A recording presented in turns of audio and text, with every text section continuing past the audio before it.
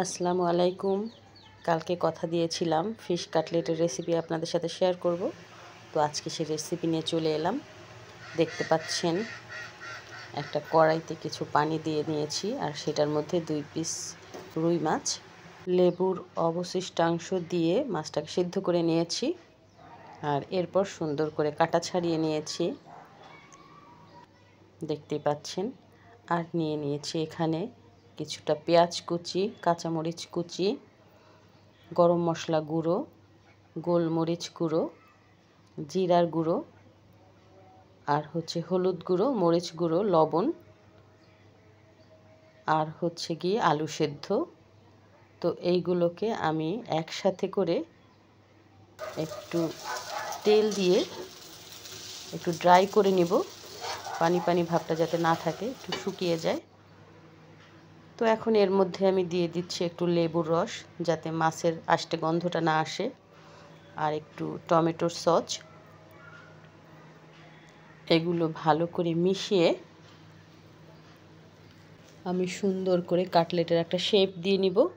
এই যে দেখতে পাচ্ছেন, আমি একটু বড় বড় করে বানিয়েছি। আমি মাছের কাটলেট তো সংরক্ষণ করতে চাইনি, এই পর্যায়ে আপনারা ডিপ ফ্রিজে সংরক্ষণ করতে পারবেন। তো আমি 2 পিস মাছে 6 পিস কাটলেট বানিয়ে নিয়েছি। তো এটাকে এখন কোট করার পালা। তো আমি যে ভুলটা করেছি সেটা হলো, আমি বরাবর সবসময় ডিম দিয়ে কোট করে থাকি।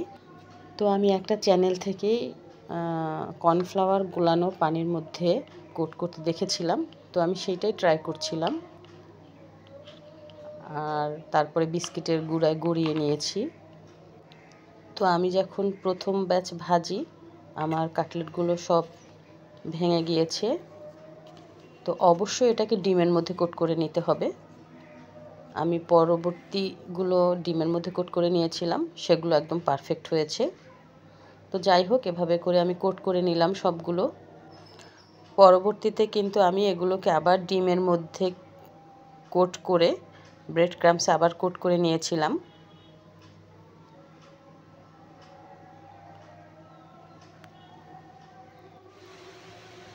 তো এই যে ডুবো তেলে ভেজে নিলাম। এটা একটু অল্প আঁচে ভাজতে হবে, ভিতর পর্যন্ত যাতে কুক হয় সেজন্য। আর এই যে দেখতে পাচ্ছেন, উপরটা খুব ক্রিস্পি ছিল আর ভেতরটা একদম সফট ছিল, যেটা খেতে খুবই মজা হয়েছে। টুপুর কিন্তু একদম ধরতেই পারেনি যে এটা মাছের কাটলেট ছিল।